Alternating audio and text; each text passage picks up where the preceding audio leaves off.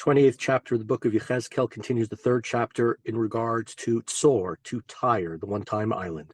Vayidvar Adonai Elai Lemor, Ben Adam, Emor Linegid Tzor, Ko Amar Adonai Elohim, Yan Gaba Libcha, Vatomer El Ani, Moshav Elohim Yashavti Belev Yamim, Vyata Adam Velo El, Vatitain Libcha Kilev Elohim.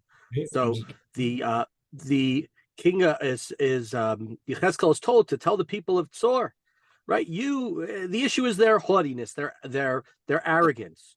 You said, I sit on my throne like the God of the seas, right? You're not a God, you're a human. You might think you're a God, but you most certainly aren't. Of course, we know that that's one of the pride messages of the book of Yechezkel over and over again, where Yechezkel is told Ben Adam, as opposed to God's Merkava, which is on the move. God's chariot is moving. You might behold these things, Yechezkel, but you are Ben Adam. You are all just mortals. Are you wiser than Daniel? In no hidden matter can anyone compare to you. We had back in chapter, was it 15? Or so, 14, where we talked about three men, Noach, Daniel, and Eov.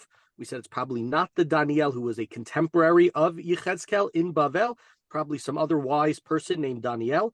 And so he's being told, do you think you are like Daniel? Are you so wise? You're so great that people should, are you Einstein? Are you Da Vinci?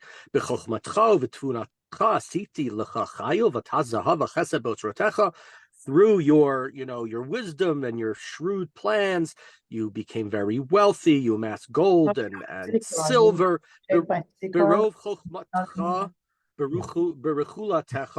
So he says in your also with that great wisdom,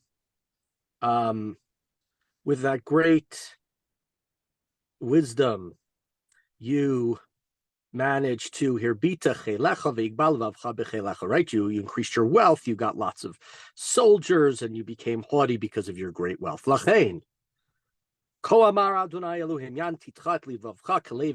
So because you decided that you were like God, you were equal to God, I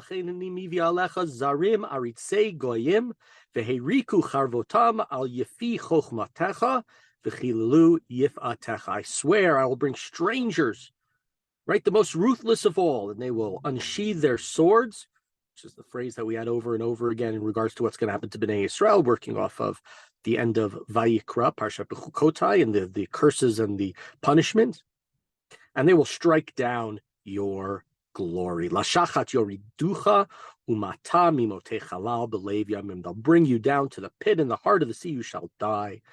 Right, that is going to be your death. Amor tomar Elohimani lifnei horgecha. You who say, I am a God, say it before the people who will kill you. Vata adam velo el biad mechalalecha. You are human. You are not God. Right? Are you more of a God than the nation that's going to come in and destroy you? Motei arelim tamut biad zeorim. By the hands of strangers you shall die. The death of the uncircumcised. We have right, arelim is a word not used so much in our books, but used back in the book of Shoftim and Shmuel, and even a little bit in Melachim, especially in the book of Shmuel, the description of the Plishtim as being sort of heathens and barbaric because they are Plishtim ha'arelim. So it's seen here as sort of an insult if it was looked down upon, at least by Israel. These are the words that I've spoken, says God. Okay, second part of this prophecy. Vayidvar Adonai lemor, Ben Adam, Sakin al melech tzor v'amartelo ko amar Adonai Elohim atach chotem tochnit malei chochma uchlil yofi. So say to the king of Tzor, you were the seal of perfection, wisdom, beauty, everything was perfect. And now things get interesting. Be'eden gan Elohim hayita kol even yikara misuchatecha. Odem, Pidita, V'Yahalom, Tarshish, Shoham, V'Yashfei, Sapir, Nofech, Uvarachad, V'Zahav, Melechet, Tufecho, Nikavecha, B'cha, B'yom, Hibarucha, Konanu.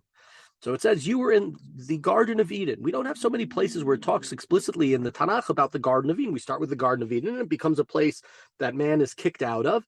And it's sort of this, Ponce de Leon might have found it in Florida, but, no, it's not something that we come back to over and over again. There may be this search for perfection, for harmony, for nirvana, whatever words we want to use, but we don't usually have it as a that as a description of a place where somebody is, which is saying how perfect, in a sense, Sor Tyre was. And then we have other descriptions which now relate to the different stuff in Gan Eden, as well as to the metals, precious metals on the breastplate of the Kohen Gadol. The Mishkan, as we may have talked about at the time, is very much connected linguistically and in other ways to the Garden of Eden.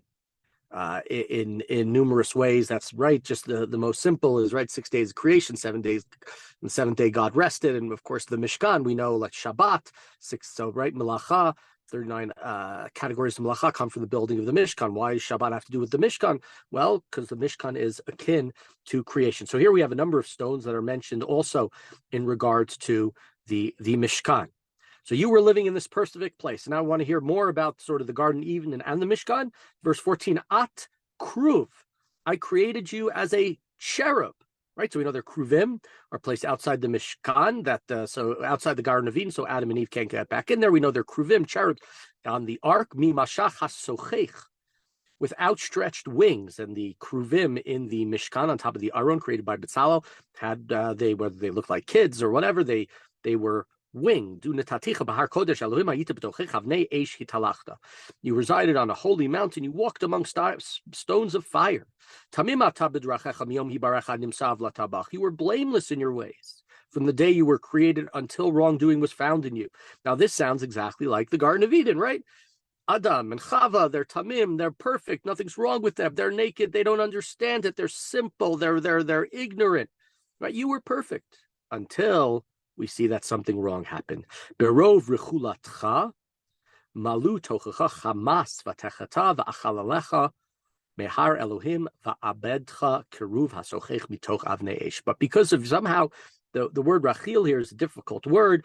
Rachul, we had in the last chapter. This chapter talks about it means merchants and commerce, and right, it's related to the term lo telech Rachil ba'amech in the Torah. You shouldn't be a talebearer who's going around.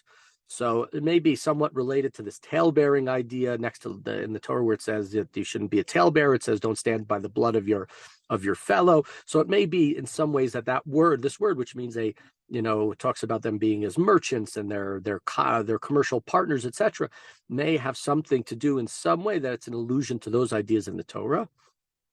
So right, your business was filled with lawlessness. You sinned, and therefore you were struck down from God's mountain. I've destroyed the cherub, and you walk through stones of fire. Govali prabiofyecha shichat chochmatal yifatecha al eretz hishlachticha lifnei melachim netaticha l'ravavach. You grew haughty because of your beauty. Right? You thought again, it's over and over again. You thought you were so great. I've made you an object for kings to stare at me, right? I've ruined your reputation. People used to look up to you. Now they're going to say, what a shame. How did such a thing happen? Merov avonech, we're in 18. Evel richulatcha chilalta mikdashecha votzi eish mitocha hi achaltcha ve'ednecha le'efer al haaretz le'nei kol re'echa. But right, through your dishonesty and through your bad ways, right, you destroyed your sanctuaries, your places that were Kodesh, and therefore my fire came out and it devoured you, it destroyed you, it sent you down to the ground. Kol yodecha ba'amim shamamu alecha, all the people who knew about you, balhot hayita veincha ad olam. This word that we've had a few times, and we say we don't know exactly what it means. Balahot, right? Some sort of doom, damage, some sort of fire, right? You have become a horror to them, and you are no longer. So now we've gone from Sor, and we're done with Sor, and we go to Tzidon. Tzidon is right next to Tzor. It's sort of their twin sister in a sense, and give prophecy to it.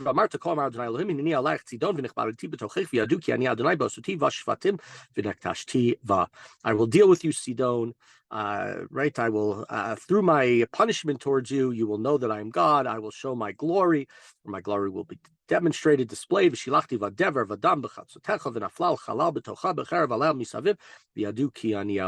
will allow pestilence and bloodshed into her streets, and right, there'll be dead all over the streets, and this way you will know that I am God. Just right when you think about, we talked about this last couple of days, Esesh Fatim is a phrase used back in Yetziat Mitzrayim.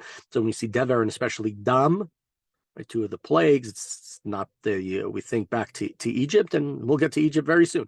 So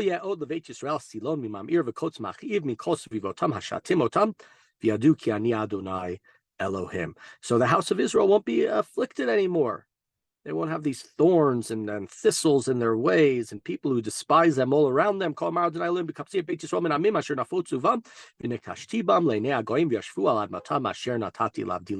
we have, right? So now God, again, we go back. We said we're done with the damage and the destruction that's going to happen to Jerusalem and Israel. And here we're talking about the return, the ingathering of the exiles, with God being sanctified amongst the people, as opposed to Sidon and Sor, which desecrated their own sanctuaries. V'yashlu v'yashvua aleha lavetach uvanu vatim v'natu kramim v'yashvu lavetach b'asutish vatim b'chol ashatim otam misvivotam v'yadu ki ani Adonai Eloheim. They will dwell in security. They'll build houses and they'll plant vineyards and they'll be secure.